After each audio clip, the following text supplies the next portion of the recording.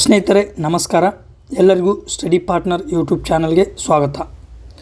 ಸ್ನೇಹಿತರೆ, ಕಳೆದ ದಿನಗಳಿಂದ ನಾವು ಇಂಡಿಯನ್ ಜಾಗ್ರಫಿಯನ್ನು ನೋಡ್ತಿದ್ವಿ. ಮೊದಲನೇ ವಿಡಿಯೋದಲ್ಲಿ ನಾವು ಭಾರತದ ಸ್ಥಾನ ಮತ್ತು ವಿಸ್ತಾರಗಳ ಬಗ್ಗೆ ಅಧ್ಯಯನ ಮಾಡಿದೆವು. ಇವತ್ತೇನು ಮಾಡೋಣ, ಇನ್ನೊಂದು ಪ್ರಮುಖ ಘಟ್ಟವಾದ ಭಾರತದ ಪರ್ವತ ಶ್ರೇಣಿಗಳ ಬಗ್ಗೆ ವಿವರವಾಗಿ ತಿಳಿದುಕೊಳ್ಳುವ ಪ್ರಯತ್ನವನ್ನು ಮಾಡೋಣ. ಮೂಲತಃ ಉತ್ತರ ಭಾರತದಲ್ಲಿ ಹಿಮಾಲಯ ಪರ್ವತದಿಂದ ಆರಂಭ ಮಾಡಿ ಈಶಾನ್ಯದ ಬೆಟ್ಟಗಳಾಗಿರ್ಬೋದು, ಪೂರ್ವ ಘಟ್ಟಗಳಾಗಿರ್ಬೋದು, ಪಶ್ಚಿಮ ಘಟ್ಟಗಳಾಗಿರ್ಬೋದು, ಹಾಗೂ ಈ ಮಧ್ಯ ಭಾರತದಲ್ಲಿ ಬರುವಂತಹ ವಿಂಧ್ಯ ಮತ್ತು ಸಾತ್ಪುರ ಪರ್ವತ ಶ್ರೇಣಿಗಳಾಗಿರ್ಬೋದು, ಅಮರಕಂಟಕ, ಮಹಾದೇವ ಹಿಲ್ಸ್ಗಳಾಗಿರ್ಬೋದು, ಕೊನೆಗೆ ಈ ಅರಾವಳಿ ಪರ್ವತ ಶ್ರೇಣಿ, ಇವೆಲ್ಲವುಗಳನ್ನು ವಿವರವಾಗಿ ನೋಡುವ ಪ್ರಯತ್ನವನ್ನು ಈ ವಿಡಿಯೋದಲ್ಲಿ ಮಾಡೋಣ. ಮೊದಲನೇದಾಗಿ ಹಿಮಾಲಯ ಪರ್ವತವನ್ನು ನೋಡೋದಾದ್ರೆ ಹಿಮಾಲಯಾಸ್. ಮೂಲತಃ ಸ್ನೇಹಿತರೆ, ಹಿಮಾಲಯವು ಯಂಗ್ ಫೋಲ್ಡ್ ಮೌಂಟೇನ್ಸ್ಗಳಾಗಿವೆ. ಅಂದರೆ ಇತ್ತೀಚಿನ ಪರ್ವತಗಳಾಗಿವೆ. ಇವು ನವ ಪರ್ವತಗಳು ಅಂತೇಳಿ ಕರಿತೇವೆ. ನವ ಮತ್ತು ಮಡಿಕೆ ಪರ್ವತಗಳಂತೇಳಿ ಈ ಹಿಮಾಲಯಗಳನ್ನು ಗುರುತಿಸ್ತೇವೆ. ಯಾವ ರೀತಿ ದಕ್ಷಿಣ ಅಮೇರಿಕಾದಲ್ಲಿ ಆ್ಯಂಡಸ್ ಪರ್ವತಗಳು ನವ ಮತ್ತು ಮಡಿಕೆ ಪರ್ವತಗಳಂತೇಳಿ ಗುರುತಿಸಲ್ಪಡ್ತಾವಲ್ಲ, ಅದೇ ರೀತಿಯಾಗಿ ಇವು ಕೂಡ ನವ ಮಡಿಕೆ ಪರ್ವತಗಳಂತೇಳಿ ಗುರುತಿಸಲ್ಪಡ್ತಾವೆ. ಮೂಲತಃ ಇದು ಯುರೇಷಿಯನ್ ಪ್ಲೇಟ ಮತ್ತು ಈ ಇಂಡೋ ಆಸ್ಟ್ರೇಲಿಯನ್ ಪ್ಲೇಟ್ ಅಥವಾ ಇಂಡಿಯನ್ ಪ್ಲೇಟ್ ಅಂತೇಳಿ ನಾವು ಕರಿತೇವೆ. ಇವೆರಡೂ ಪ್ಲೇಟ್ಗಳ ಪರಸ್ಪರ ಸಂಘರ್ಷದಿಂದಾಗಿ ಅಥವಾ ಒಟ್ಟಿಗೆ ಬರುವುದರಿಂದಾಗಿ ನಿರ್ಮಾಣವಾಗಿರುವಂಥ ಮಡಿಕೆ ಪರ್ವತಗಳು ಯಾವುವು? ಹಿಮಾಲಯ ಪರ್ವತಗಳು. ಓಕೆ, ಇಲ್ಲಿ ಏನಂತ ಕೇಳ್ಬೋದು, ಯುರೇಷಿಯನ್ ಪ್ಲೇಟ್ ಮೂಲತಃ ಕಾಂಟಿನೆಂಟಲ್ ಪ್ಲೇಟ್ ಹಾಗೂ ಇಂಡಿಯನ್ ಅಥವಾ ಇಂಡೋ ಆಸ್ಟ್ರೇಲಿಯನ್ ಪ್ಲೇಟ್ ಯಾವುದು? ಅದು ಕೂಡ ಕಾಂಟಿನೆಂಟಲ್ ಪ್ಲೇಟ್. ಈ ಎರಡೂ ಕಾಂಟಿನೆಂಟ್ ಪ್ಲೇಟ್ಗಳು ಪರಸ್ಪರ ಡಿಕ್ಕಿ ಹೊಡೆಯುವುದರಿಂದಾಗಿ ಈ ಸಾಗರದ ಭಾಗದಲ್ಲಿಯ ಸೆಡಿಮೆಂಟ್ಸ್ಗಳು ಮೇಲೆ ಬಂದು ಈ ಮಡಿಕೆ ಆಕಾರದ ಪರ್ವತಗಳು ನಿರ್ಮಾಣವಾಗಿವೆ. ಇದು 1ನೇ ಪಾಯಿಂಟ್. ಓಕೆ, ಹಾಗಾಗಿ ಈ ಹಿಮಾಲಯ ಪರ್ವತ ಶ್ರೇಣಿಗಳು ನವ ಮತ್ತು ಮಡಿಕೆ ಪರ್ವತಗಳಾಗಿವೆ. ಓಕೆ, ನೆಕ್ಸ್ಟ್, ಈ ಹಿಮಾಲಯ ಪರ್ವತ ಶ್ರೇಣಿಗಳು ಯಾವ ರಾಷ್ಟ್ರಗಳಲ್ಲಿ ಹರಡಿವೆ ಅಂತ ಕೇಳ್ಬೋದು. ಮೊದಲನೇದಾಗಿ ಅಫ್ಘಾನಿಸ್ತಾನದ ಮೂಲಕ ಆರಂಭಗೊಂಡು ಪಾಕಿಸ್ತಾನ, ನೆಕ್ಸ್ಟ್ ಯಾವುದು? ಪಾಕಿಸ್ತಾನ, ಭಾರತ, ನೇಪಾಳ, ಭೂತಾನ ಹಾಗೂ ಟಿಬೆಟ್ ಅಂದರೆ ಚೀನಾ. ಈ 6 ರಾಷ್ಟ್ರಗಳ ಮೂಲಕ ಏನು ಹಿಮಾಲಯ ಹರಡಿದೆ. ಓಕೆ, ಅಫ್ಘಾನಿಸ್ತಾನ ಅಂದ್ರೆ ಆ್ಯಕ್ಚುಲಿ ಇಲ್ಲಿ ಪಾಮೀರ್ ನಾಟ್ ಅಂತೇಳಿ ಬರ್ತದೆ. ಪಾಮೀರ್ ನಾಟ್ ಒಂದು ಗಂಟಿನ ಆಕಾರದ ಒಂದು ರಚನೆ ಅದ, ಪ್ರಾಕೃತಿಕ ಲಕ್ಷಣ ಅದ. ಇಲ್ಲೇನು ವಿಶ್ವದ ಹಲವಾರು ಪರ್ವತ ಶ್ರೇಣಿಗಳು ಇಲ್ಲಿ ಉಗಮ ಹೊಂದವು. ಉದಾಹರಣೆಗಾಗಿ ಚೀನಾದಲ್ಲಿ ಟಿಯಾನ್ ಶಾನ್ ಇಲ್ಲೇ ಉಗಮ ಹೊಂದದ, ಇಲ್ಲಿಂದ ಆರಂಭವಾಗ್ತದೆ. ನೆಕ್ಸ್ಟ್ ಟಿಬೇಟ್ದಲ್ಲಿ ಇನ್ನೊಂದು ಯಾವುದಂದ್ರೆ ಕುನ್ಲುನ್ ಶಾನ್ ಮೌಂಟೇನ್ಸ್. ನೆಕ್ಸ್ಟ್ ಹಿಮಾಲಯ ಪರ್ವತ ಶ್ರೇಣಿ ಬರ್ತದೆ. ಅದು ಆಗೋಣ ಈ ಪಾಕಿಸ್ತಾನ ಮತ್ತು ಅಫ್ಘಾನಿಸ್ತಾನದ ಬಾರ್ಡರ್ದಲ್ಲಿ ಯಾವುದು ಬರ್ತದೆ? ಹಿಂದೂ ಕುಶ್ ಬರ್ತದೆ. ಈ ರೀತಿಯಾಗಿ 4 ಪರ್ವತ ಶ್ರೇಣಿಗಳು ಎಲ್ಲಿ ಪಾಮೀರ್ ನಾಟ್ದಿಂದ ಆರಂಭವಾದವು. ಆದ್ದರಿಂದ ಅಫ್ಘಾನಿಸ್ತಾನದ ಮೂಲಕವೂ ಈ ಹಿಮಾಲಯ ಪರ್ವತ ಶ್ರೇಣಿಯು ಹರಿತದಂತೆ ಹೇಳ್ಬೋದು. ಓಕೆ, ಏನೇನು ನೋಡಿದೆವು? ಹಿಮಾಲಯ ಪರ್ವತ ಶ್ರೇಣಿ ಯಾವ ರೀತಿಯಾಗಿ ಆರಂಭಗೊಂಡದ, ಯಾವ ರಾಷ್ಟ್ರಗಳ ಮೂಲಕ ಹರಡ್ಯದ ಅಂತ ನೋಡಿದೆವು. ಈಗ ಹಿಮಾಲಯ ಪರ್ವತ ಶ್ರೇಣಿಯನ್ನು ಮುಖ್ಯವಾಗಿ 3 ಸಮಾಂತರ ಶ್ರೇಣಿಗಳಲ್ಲಿ ವಿಭಜಿಸಲಾಗಿದೆ. ಓಕೆ, 1ನೇದು greater Himalaya, next lesser Himalaya, 3ನೇದು ಶಿವಾಲಿಕ.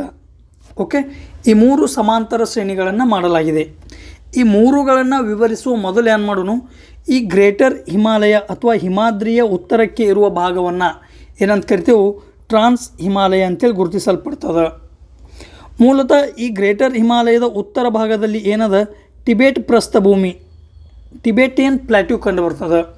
ಆದರೆ ಈ ಟಿಬೇಟಿಯನ್ ಪ್ಲ್ಯಾಟ್ಯೂದ ಪಶ್ಚಿಮ ಭಾಗದಲ್ಲಿ ಏನು ಪರ್ವತ ಶ್ರೇಣಿಗಳದಾವು, ಪ್ರಮುಖ ಪರ್ವತ ಶ್ರೇಣಿಗಳು. ಅವುಗಳು ಯಾವ್ಯಾವು ಅಂದರೆ, ಮೊದಲನೇದಾಗಿ ಅತಿ ಉತ್ತರಕ್ಕೆ ಕಾರಾಕೋರಂ ಬರ್ತದೆ, ಅದು ಆಗೋಣ ಲಡಾಖ್, ನೆಕ್ಸ್ಟ್ ಜಾಸ್ಕರ್. ಈ 3 ಪರ್ವತ ಶ್ರೇಣಿಗಳು ಉತ್ತರದಿಂದ ದಕ್ಷಿಣಕ್ಕೆ ಈ ರೀತಿಯಾಗಿ ಹಬ್ಬಿವೆ. ಯಾವ್ಯಾವು? ಕಾರಾಕೋರಮ, ಲಡಾಖ್, ಜಾಸ್ಕರ್. ಕಲೇಜ ಅಂತೇಳಿ ನಾವು ನೆನಪಿಡಿಬೋದು. ಏನು? ಕಲೇಜ. ಈ ಲಡಾಖದ ಮುಂದುವರೆದ ಭಾಗವೇ ಯಾವುದಂದ್ರೆ ಅದು ಕೈಲಾಸ ಪರ್ವತ ಶ್ರೇಣಿ. ಓಕೆ, ಯಾವ ರೀತಿ ಹಿಂದೂ ಅಥವಾ ಸನಾತನ ಧರ್ಮದಕ್ಕೆ ಈ ಕೈಲಾಸ ಪರ್ವತ ಶ್ರೇಣಿಯು ಪವಿತ್ರವಾದ ಸ್ಥಳ ಅಂತೇಳಿ ಗುರುತಿಸ್ತೇವೆ, ಅದೇ ರೀತಿಯಾಗಿ ಪ್ರತಿ ವರ್ಷ ಹಲವಾರು ಭಕ್ತಾದಿಗಳು ಈ ಕೈಲಾಸ ಪರ್ವತಕ್ಕೆ ಭೇಟಿ ಕೊಡ್ತಾರಲ್ಲ, ಅದೇ ಕೈಲಾಸ ಪರ್ವತ ಶ್ರೇಣಿ. ಮುಖ್ಯವಾಗಿ ಇದು ಎಲ್ಲದ ಟಿಬೇಟ್ ಪ್ರಾಂತ್ಯದಲ್ಲಿದೆ, ಚೀನಾದ ಟಿಬೇಟ್ನಲ್ಲಿದೆ. ಈಗೇನು ನೋಡಿದೆವು, ಕಾರಾಕೋರಮ, ಲಡಾಖ್, ಜಾಸ್ಕರ್ ಈ 3 ಪರ್ವತ ಶ್ರೇಣಿಗಳನ್ನು ಟ್ರಾನ್ಸ್ ಹಿಮಾಲಯ ಅಂತೇಳಿ ಗುರುತಿಸಲ್ಪಡ್ತದೆ. ಈ ಲಡಾಖ್ನ ಮುಂದುವರೆದ ಭಾಗ ಯಾವುದಂದ್ರೆ ಕೈಲಾಸ ಪರ್ವತ ಶ್ರೇಣಿ. ಓಕೆ, ಈಗ ನೋಡ್ರಿ, ಇದು ಕಾರಾಕೋರಂ. ಕಾರಾಕೋರಂ ಈ ಪರ್ವತ ಶ್ರೇಣಿಯು ಭಾರತದ ಲಡಾಖ್ ಮತ್ತು ಈ ಗಿಲ್ಗಿಟ್ ಬಾಲ್ಟಿಸ್ತಾನ್ ಪ್ರಾಂತ್ಯದಲ್ಲಿ ಕಂಡುಬರುತ್ತದೆ. ಗಿಲ್ಗಿಟ್ ಬಾಲ್ಟಿಸ್ತಾನ್ ಇದು ಮೂಲತಃ ಪಾಕ್ ಆಕ್ಯುಪೈಡ್ ಕಾಶ್ಮೀರದಲ್ಲಿ ಕಂಡುಬರ್ತದೆ. ಓಕೆ, ಇದು ಯಾವನು ಕಾರಾಕೋರಂ. ಇದನ್ನು ಪ್ರಮುಖವಾಗಿ ನಾವು ಕೃಷ್ಣಗಿರಿ ಅಂಥೇಳಿನೂ ಕರಿತೇವೆ. ಕೃಷ್ಣಗಿರಿ ಅಂಥೇಳಿನೂ ಗುರುತಿಸಲ್ಪಡ್ತೇವೆ. ಓಕೆ, ಇದು ಕಾರಾಕೋರಮ್ಮ. ಭಾರತದ ಅತಿ ಎತ್ತರವಾದ ಪರ್ವತ ಶಿಖರ ಯಾವುದು ಅಂದ್ರೆ ಅದು K2 ಗಾಡ್ವಿನ್ ಆಸ್ಟಿನ್. ಮೂಲತಃ ಇದು ಎಲ್ಲದಂದ್ರೆ ಈ ಕಾರಾಕೋರಂ ಪರ್ವತ ಶ್ರೇಣಿಯಲ್ಲಿ ಕಂಡುಬರ್ತದೆ. ಓಕೆ, ಇದರ ಎತ್ತರ ಎಷ್ಟಂದ್ರೆ 8611 ಮೀಟರ್. ಓಕೆ, ಇದು ಭಾರತದ ಎರಡನೇ ಅತಿ ಎತ್ತರವಾದ ಶಿಖರ. ವಿಶ್ವದ ಎರಡನೇ ಅತಿ ಎತ್ತರವಾದ ಶಿಖರ ಇದು K2. ಹಾಗಾದ್ರೆ ವಿಶ್ವದ ಅತಿ ಎತ್ತರವಾದ ಶಿಖರ ಯಾವುದಂದ್ರೆ ಅದು ಮೌಂಟ್ ಎವರೆಸ್ಟ್. ಮೌಂಟ್ ಎವರೆಸ್ಟ್ ಮೂಲತಃ ಇದು 8648 ಮೀಟರಷ್ಟು ಎತ್ತರವನ್ನು ಹೊಂದಿದೆ. ಇದು ಮೂಲತಃ ನೇಪಾಳ ಮತ್ತು ಟಿಬೇಟದ ಗಡಿ ಭಾಗದಲ್ಲಿ ಕಂಡುಬರುತ್ತದೆ. ಇದು ಕೂಡ ಎಲ್ಲದ ಗ್ರೇಟರ್ ಹಿಮಾಲಯದ ಭಾಗವಾಗಿದೆ ಅಥವಾ ಹಿಮಾದ್ರಿ ಪರ್ವತ ಶ್ರೇಣಿಯ ಭಾಗ ಅದ. ಆದರೆ ಭಾರತದ ಅತಿ ಎತ್ತರವಾದ ಪರ್ವತ ಶಿಖರ ಯಾವುದು? K2 Godwin Austin. ಇದು ಎಲ್ಲಿ ಕಂಡುಬರ್ತದೆ ಅಂದ್ರೆ ಕಾರಾಕೋರಂ ಪರ್ವತ ಶ್ರೇಣಿಯಲ್ಲಿ ಕಂಡುಬರ್ತದೆ. ಓಕೆ, ನೆಕ್ಸ್ಟ್ ವಿಶ್ವದ ಅತಿ ಎತ್ತರವಾದ ಯುದ್ಧ ಭೂಮಿ ಯಾವುದಂತ ಕೇಳ್ಬೋದು. ಅದು ಯಾವುದು? ಸಿಯಾಚಿನ್ ಯುದ್ಧ ಭೂಮಿ. ಮೂಲತಃ ಭಾರತ ಮತ್ತು ಪಾಕಿಸ್ತಾನ್ ಎರಡೂ ದೇಶಗಳು ಈ ಸಿಯಾಚಿನ್ ಗ್ಲೇಷಿಯರ್ಗಳಿಗಾಗಿ ಏನು ಮಾಡ್ತಾವೆ? ಪರಸ್ಪರ ಯುದ್ಧ ಮಾಡ್ತಾವೆ. ಅದು ಎಲ್ಲಿ ಅಂದ್ರೆ ಇದು ಕೂಡ ಈ ಕಾರಾಕೋರಂ ಪರ್ವತ ಶ್ರೇಣಿಯಲ್ಲಿ ಸಿಯಾಚಿನ್ ಕಂಡುಬರ್ತದೆ. ಓಕೆ, ಕಾರಾಕೋರಂ ಸಂದರ್ಭದಲ್ಲಿ ಒಂದು ಸಿಯಾಚಿನ್ ಮಹತ್ವದ, ಎರಡನೇದು Mount K2 Godwin Austin. Okay, ಈ ಕಾರಾಕೋರಂದ ದಕ್ಷಿಣ ಭಾಗದಲ್ಲಿ ಯಾವುದು ಕಂಡುಬರ್ತದೆ ಅಂದರೆ ಅದು ಲಡಾಖ್ ಪರ್ವತ ಶ್ರೇಣಿ. ಓಕೆ, ಲಡಾಖ್. ನೆಕ್ಸ್ಟ್ ಲಡಾಖ್ ಇದು ಮೂಲತಃ ಭಾರತದ ಕೇಂದ್ರ ಶಾಸಿತ ಪ್ರದೇಶವಾದ ಲಡಾಖ್ನಿಂದ ಗಿಲ್ಗಿಟ್ ಬಾಲ್ಟಿಸ್ತಾನದಲ್ಲಿ ಕಂಡುಬರ್ತದೆ. ನೆಕ್ಸ್ಟ್ ಲಡಾಖದ ನಂತರ ಜಾಸ್ಕರ್ ಪರ್ವತ ಶ್ರೇಣಿ. ಮೂಲತಃ ಲಡಾಖ್ ಮತ್ತು ಜಾಸ್ಕರ್ ಎರಡೂ ಪರಸ್ಪರ ಸಮಾಂತರವಾಗಿವೆ. ಎರಡು ಶ್ರೇಣಿಗಳು ಪರಸ್ಪರ ಸಮಾಂತರವಾಗಿವೆ. ಯಾವ ರೀತಿ ಸಿಂಧೂ ನದಿ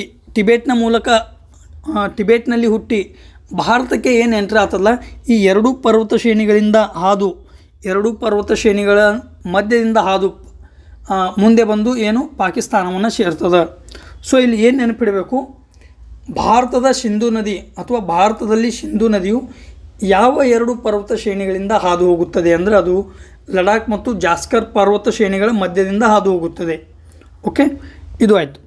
ನೆಕ್ಸ್ಟ್ ಈ ಜಾಸ್ಕರ್ ಪರ್ವತ ಶ್ರೇಣಿಯ ಅತಿ ಎತ್ತರವಾದ ಶಿಖರ ಯಾವುದಂತ ಕೇಳ್ಬೋದು.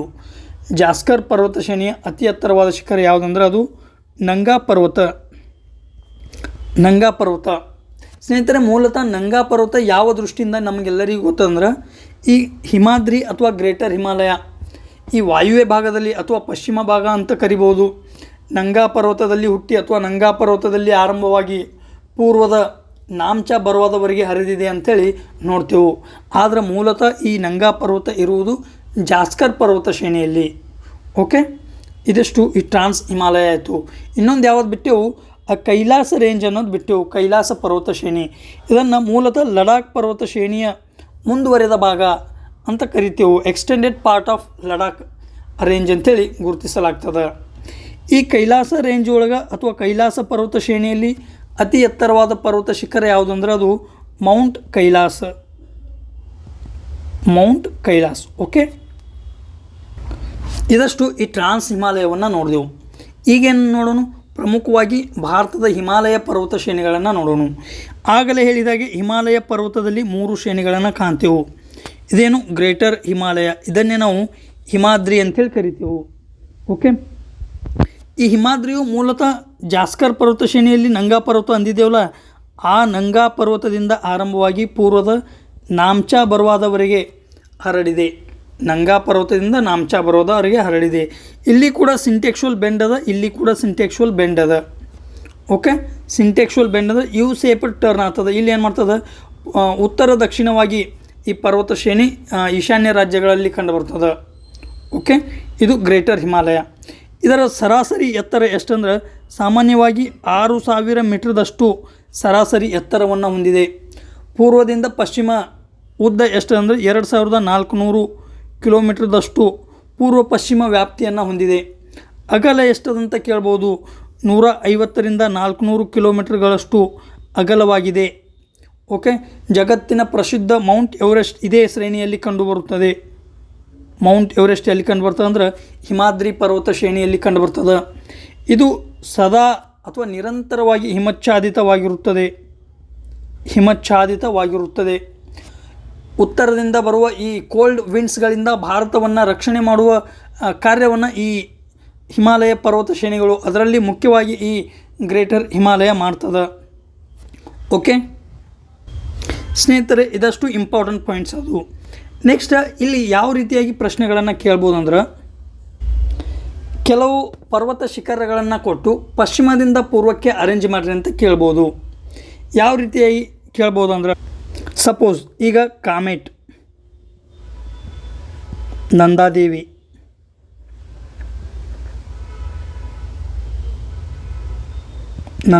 ಆಗಿರ್ಬೋದು, ಧೌಲಾಗಿರಿ ಆಗಿರ್ಬೋದು, Annapurna. Okay, next mount Everest, Makalu, Kanchenjunga. ಈ 6-7 ಪರ್ವತ ಶಿಖರಗಳನ್ನು ಕೊಟ್ಟು ಇವುಗಳನ್ನು ಏನು ಪಶ್ಚಿಮದಿಂದ ಪೂರ್ವಕ್ಕೆ ಅರೇಂಜ್ ಮಾಡಿರಿ ಅಂತ ಕೇಳ್ಬೋದು. ಅಲ್ಲಿ ಯಾವ ರೀತಿಯಾಗಿ ಮಾಡಬೇಕಂದ್ರೆ, ಮೊದಲು ಬರೋದು ಕಾಮೆಟ್, ನೆಕ್ಸ್ಟ್ ನಂದಾದೇವಿ, ನೆಕ್ಸ್ಟ್ ಧೌಲಾಗಿರಿ, ಅದು ಆಗಣ ಯಾವುದು ಬರ್ತದೆ ಅನ್ನಪೂರ್ಣ ಆಗಣ ಮೌಂಟ್ ಎವರೆಸ್ಟ್, ಅದು ಆಗಣ ಯಾವುದು ಮಕಾಲು, ಮತ್ತು ಕೊನೆಯದಾಗಿ ಕಾಂಚನಜುಂಗ. ಈ ರೀತಿಯಾಗಿ ಪಶ್ಚಿಮದಿಂದ ಪೂರ್ವಕ್ಕೆ ಈ ಪರ್ವತ ಶಿಖರಗಳು ಏನದಾವಲ್ಲ ಹರಡಿರುವುದು ಕಂಡುಬರ್ತದೆ. ಕೆಲವೊಂದು ಇದ್ರಾಗದಾವಲ್ಲ ಇವು ನೇಪಾಳದಲ್ಲಿ ಕಂಡುಬರ್ತಾವೆ. ಕಾಮೆಟ ಮತ್ತು ನಂದಾದೇವಿ ಮೂಲತಃ ಭಾರತದ ಉತ್ತರಾಖಂಡ ರಾಜ್ಯದಲ್ಲಿ ಕಂಡುಬರ್ತಾವೆ. ಕಾಂಚನಜುಂಗ ಎಲ್ಲದ ಸಿಕ್ಕಿಂದಲ್ಲಿ ಕಂಡುಬರುತ್ತದೆ. ಧೌಲಾಗಿರಿ, ಅನ್ನಪೂರ್ಣ, ಎವರೆಸ್ಟ್ ಮತ್ತು ಮಕಾಲು ಇವು ನೇಪಾಳದಲ್ಲಿಯ ಪ್ರಮುಖ ಪರ್ವತ ಶಿಖರಗಳು. ಓಕೆ, ಈ ಗ್ರೇಟರ್ ಹಿಮಾಲಯದಿಂದ ಈ ರೀತಿಯಾಗಿ ಪ್ರಶ್ನೆಗಳು ಬರುವುದು ಸಾಧ್ಯತೆ ಇರ್ತದೆ. ನೆಕ್ಸ್ಟ್ ಗ್ರೇಟರ್ ಹಿಮಾಲಯ ಆಗೋಣ ಮಿಡಲ್ ಹಿಮಾಲಯ ಅಥವಾ ಹಿಮಾಚಲ ಅಂಥೇಳಿ ಕರಿತೇವೆ. ಹಿಮಾಚಲ ಪರ್ವತ ಶ್ರೇಣಿಯು ಮುಖ್ಯವಾಗಿ ತುಂಡು ಆಕಾರದಲ್ಲಿ ಕಂಡುಬರ್ತದೆ, ನಿರಂತರವಾಗಿಲ್ಲ. ಇವುಗಳನ್ನು ಪಶ್ಚಿಮ ಭಾಗದಲ್ಲಿ ಬೇರೆ ಬೇರೆ ಹೆಸರುಗಳಿಂದ ಗುರುತಿಸಲಾಗ್ತದೆ. ಪಶ್ಚಿಮ ಭಾಗದಲ್ಲಿ ನಾವು ಪೀರ್ ಪಂಜಾಲ್ ಅನ್ಬೋದು, ನೆಕ್ಸ್ಟ್ ಧೌಲ್ಧಾರ ಅನ್ಬೋದು, ನಾಗಟಿಬ್ಬಾ ಅನ್ಬೋದು, ಮಸೂರಿ ಅನ್ಬೋದು. ಪಶ್ಚಿಮ ಹಿಮಾಲಯದಲ್ಲಿ ಈ 4 ಪರ್ವತ ಶ್ರೇಣಿಗಳು ಈ ಮಧ್ಯ ಹಿಮಾಲಯದ ಭಾಗಗಳದಾವು. ನೆಕ್ಸ್ಟ್ ಈ ಮಸೂರಿ ಪರ್ವತ ಶ್ರೇಣಿಯ ಭಾಗವಾಗಿ ನೇಪಾಳದಲ್ಲಿ ಯಾವುದು ಮಹಾಭಾರತ ಲೇಕ್ ಅಂತೇಳಿ ಕಂಡುಬರ್ತದೆ. ಮಹಾಭಾರತ ಲೇಕ್ ಮಸೂರಿಯ ಮುಂದುವರಿದ ಭಾಗ. ಓಕೆ, ಸೊ ಹಾಗಾಗಿ ಪೀರ್ ಪಂಜಾಲ್ ಆಗಿರ್ಬೋದು, ಧೌಲ್ಧಾರ ಆಗಿರ್ಬೋದು, ನಾಗಟಿಬ್ಬಾ, ಮಸೂರಿ ಇವು ಯಾವುದರ ಭಾಗ ಅಂದ್ರೆ ಇವು ಮಧ್ಯ ಹಿಮಾಲಯ ಅಥವಾ ಹಿಮಾಚಲದ ಭಾಗಗಳಾಗಿವೆ ಅಂತ ಕೇಳ್ಬೋದು. ಇತ್ತೀಚೆಗೆ ನಿನ್ನೆ ಪೇಪರ್ದಾಗ ಅಂದ್ರೆ ಈ ಸಿವಿಲ್ PC ಎಕ್ಸಾಮ್ದಾಗ ಒಂದು ಕ್ವಶನ್ ಕೇಳಿದ್ದ HKದಾಗ. ಏನು ಕೇಳಲಾಗಿತ್ತು ಅಂದ್ರೆ, ವಿಶ್ವ ಪ್ರಸಿದ್ಧ ಈ ಕಾಶ್ಮೀರ ಕಣಿವೆ, ಕಾಶ್ಮೀರ್ ವ್ಯಾಲಿ ಮತ್ತು ಉಲಾರ್ ಲೇಕ್ ಯಾವ 2 ಶ್ರೇಣಿಗಳ ಮಧ್ಯೆ ಕಂಡುಬರ್ತದೆ ಅಂತ ಕೇಳಿದ್ದ. ಸ್ನೇಹಿತರೆ, ಮೂಲತಃ ಇದು ಪೀರ್ ಪಂಜಾಲ್ ಮತ್ತು ಜಾಸ್ಕರ್ ಅಥವಾ ಗ್ರೇಟರ್ ಹಿಮಾಲಯದ ನಡುವೆ ಇದು ಕಂಡುಬರ್ತದೆ. ಓಕೆ, ಕಾಶ್ಮೀರ ಕಣಿವೆ ಅಥವಾ ಡಾಲ್ ಸರೋವರ ಅಥವಾ ಉಲಾರ್ ಸರೋವರ ಪೀರ್ ಪಂಜಾಲ್ ಮತ್ತು ಜಾಸ್ಕರ್ ಶ್ರೇಣಿಗಳ ಮಧ್ಯೆ ಕಂಡುಬರ್ತದೆ. ಓಕೆ, ಇದಷ್ಟೇನಾಯಿತು ಮಧ್ಯ ಹಿಮಾಲಯ ಅಥವಾ ಹಿಮಾಚಲ ಆಯಿತು. ಸ್ನೇಹಿತರೆ, ಸಾಮಾನ್ಯವಾಗಿ ಇದರ ಎತ್ತರ ಪಶ್ಚಿಮ ಭಾಗದಲ್ಲಿ ಅತ್ಯಧಿಕವಾಗಿದ್ದು ಪೂರ್ವಕ್ಕೆ ಬಂದಂತೆ ಎತ್ತರ ಕಡಿಮೆ ಆಗ್ತದೆ. ಎತ್ತರ ಕಡಿಮೆ ಆಗ್ತದೆ. ನೆಕ್ಸ್ಟ್ ಪಶ್ಚಿಮ ಭಾಗದಲ್ಲಿ ಈ ಪರ್ವತಗಳು ಹಿಮದಿಂದ ಆವೃತವಾಗಿವೆ. ಪೂರ್ವಕ್ಕೆ ಬಂದಂತೆ ಇವು ಹಿಮದಿಂದ ಆವೃತವಾಗಿರುವುದು ಕಡಿಮೆಯಾಗಿ ದಟ್ಟವಾದ ಅರಣ್ಯಗಳಿಂದ ಆವೃತವಾಗಿರುವುದು ಕಂಡುಬರುತ್ತದೆ. ಪೂರ್ವದ ಭಾಗದಲ್ಲಿ ದಟ್ಟವಾದ ಅರಣ್ಯ ಏನಲ್ಲ, ಅದು ಇದೇ ಕಾರಣ. ಓಕೆ, ಇದಷ್ಟೇ ಏನಾಯಿತು ಈ ಲೆಸರ್ ಹಿಮಾಲಯ ಅಥವಾ ಮಿಡಲ್ ಹಿಮಾಲಯದ ಬಗ್ಗೆ ಆಯಿತು. ನೆಕ್ಸ್ಟ್ ಶಿವಾಲಿಕ ಪರ್ವತ ಶ್ರೇಣಿ. ಇದು ಶಿವಾಲಿಕ. ಸ್ನೇಹಿತರೆ, 3 ಪರ್ವತ ಶ್ರೇಣಿಗಳಲ್ಲಿ ಅತಿ ದಕ್ಷಿಣಕ್ಕೆ ಇರುವುದು ಯಾವುದಂದ್ರೆ ಶಿವಾಲಿಕ ಪರ್ವತ ಶ್ರೇಣಿ. ಸಾಮಾನ್ಯವಾಗಿ ಇದರ ಎತ್ತರ ಏನದ ಕಡಿಮೆ ಅದ, ಎತ್ತರವೂ ಕಡಿಮೆ ಅದ, ಅಗಲವೂ ಕಡಿಮೆ ಅದ. 3000 ಮೀಟರ್ಗಳಷ್ಟು ಎತ್ತರ ಕಂಡುಬರ್ತದೆ ಸರಾಸರಿ, 150 ಕಿಲೋಮೀಟರ್ಗಳಷ್ಟು ಅಗಲ ಕಂಡುಬರ್ತದೆ. ಓಕೆ ಸ್ನೇಹಿತರೆ, ಪಶ್ಚಿಮ ಭಾಗದಲ್ಲಿ ಇದು ನಿರಂತರವಾಗಿರುವುದು ಕಂಡುಬರ್ತದೆ. ಆದರೆ ಮುಂದೆ ಹಿಮಾಲಯದಲ್ಲಿ ಉಗಮ ಹೊಂದುವ ನದಿಗಳು ಈ ಶಿವಾಲಿಕ ಬೆಟ್ಟವನ್ನು, ಶಿವಾಲಿಕ ಪರ್ವತ ಶ್ರೇಣಿಯನ್ನು ಛೇದಿಸಿ ಬರುವುದರಿಂದ ಮುಂದೆ ಏನಾಗ್ತದೆ, ನಿರಂತರತೆ ಉಳಿಯುವುದಿಲ್ಲ, ಅಲ್ಲಲ್ಲಿ ಕಟ್ ಇರುವುದು ಕಂಡುಬರ್ತದೆ. ಇದು ಶಿವಾಲಿಕ ಆಯಿತು. ಇದು ಕೂಡ ಪೂರ್ವಕ್ಕೆ ಬಂದಂತೆ ದಟ್ಟವಾದ ಅರಣ್ಯಗಳಿಂದ ವ್ಯಾಪಿಸಿದೆ. ಓಕೆ, ಇದು ಶಿವಾಲಿಕ ಆಯಿತು. ಈಗೇನು ಮಾಡೋಣ, ಈ ಈಶಾನ್ಯದ ಬೆಟ್ಟಗಳ ಬಗ್ಗೆ ಅಧ್ಯಯನ ಮಾಡೋಣ. ಈಶಾನ್ಯದ ಬೆಟ್ಟಗಳಾದ ಪೂರ್ವಾಚಲಗಳನ್ನು ಹಿಮಾಲಯದ ಭಾಗಗಳೆಂದು ಗುರುತಿಸಲಾಗುತ್ತದೆ. ಏನು ಪೂರ್ವಾಚಲ ಬೆಟ್ಟಗಳು ಏನದಾವಲ್ಲ ಅವುಗಳು ಕೂಡ ಹಿಮಾಲಯದ ಭಾಗಗಳೇ. ನೆಕ್ಸ್ಟ್ ಇಲ್ಲಿ ಮ್ಯಾನ್ಮಾರ್ದಿಂದ ಅರಕ್ಕನ್ ಯೋಮಾ ಬೆಟ್ಟಗಳಂತ ಬರ್ತಾವು. ಈ ಹಿಮಾಲಯದ ಬೆಟ್ಟಗಳು ಮತ್ತು ಅರಕ್ಕನ್ ಯೋಮಾ ಬೆಟ್ಟಗಳು ಮುಂದೆ ಏನಾಗ್ತಾವು, ಬೇ ಆಫ್ ಬೆಂಗಾಲ್ ಅಥವಾ ಬಂಗಾಲ ಉಪಸಾಗರದಲ್ಲಿ ಮುಳುಗಿ ಹೋಗಿ ಮುಂದೆ ಏನಾಗ್ತಾವು, ಅಂಡಮಾನ್ ಮತ್ತು ನಿಕೋಬಾರ್ಗಳಲ್ಲಿ ಪ್ರತ್ಯಕ್ಷವಾಗ್ತಾವು. ಅಂಡಮಾನ್ ಮತ್ತು ನಿಕೋಬಾರ್ಗಳನ್ನು ನಾವು ಅರಕ್ಕನ್ ಯೋಮಾದ ಭಾಗಗಳೆಂದು ಗುರುತಿಸುತ್ತೇವೆ. ಅರಕ್ಕನ್ ಯೋಮಾ ಪರ್ವತ ಶ್ರೇಣಿಯ ಭಾಗಗಳು. ಓಕೆ, ಈಗಾಯಿತು. ನೆಕ್ಸ್ಟ್ ಈಗೇನು ಮಾಡೋಣ, ಈಶಾನ್ಯ ಭಾರತದ ಪರ್ವತಗಳನ್ನು ನೋಡೋಣ. ಮೊದಲೇನು ಮಾಡೋಣ, ಈ ಅರುಣಾಚಲ ಪ್ರದೇಶದಲ್ಲಿ ಯಾವ್ಯಾವ ಬರ್ತಾವು. ಸೊ ಅದನ್ನು DMAM ಅಂಥೇಳಿ ಟ್ರಿಕ್ಸ್ ಮೂಲಕ ನೆನಪಿಡ್ತೇವೆ. ಡಿ ಅಂದರೆ ಏನು, ಡಾಪ್ಲಾ, ಮಿರಿ, ಅಬೋರ್, ಮಿಶ್ಮಿ. ಓಕೆ, DMAM ಎಲ್ಲಿ, ಇದು ಮೂಲತಃ ಪಶ್ಚಿಮದಿಂದ ಪೂರ್ವಕ್ಕೆ. DMAM ಡಾಪ್ಲಾ, ಮಿರಿ, ಅಬೋರ್, ಮಿಶ್ಮಿ ಇವು ಅರುಣಾಚಲ ಪ್ರದೇಶದಲ್ಲಿ ಕಂಡುಬರ್ತಾವು. ನೆಕ್ಸ್ಟ್ ಇದೇ ಅರುಣಾಚಲ ಪ್ರದೇಶದಿಂದ ಆರಂಭವಾಗಿ ಕೆಳಗೆ ಮಿಜೋರಾಂ ತನ ಕೆಲವು ಪರ್ವತ ಶ್ರೇಣಿಗಳು ಕಂಡುಬರ್ತಾವು. ಒಂದನೇದು ಪಟ್ಕೈ ಬಮ್. Next Nagaland, Naga hills.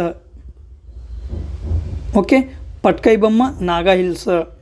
ಇಲ್ಲಿ ಯಾವ್ದು ಕಂಡುಬರ್ತದೆ, ಬರೇಲ್ ರೇಂಜ್ ಅಂತೇಳಿ ಕಂಡುಬರ್ತದೆ. ಓಕೆ, ನೆಕ್ಸ್ಟ್ ಪಟ್ಕೈ ಬಮ್, ನಾಗಾ ಆಗಣ ಮಣಿಪುರ್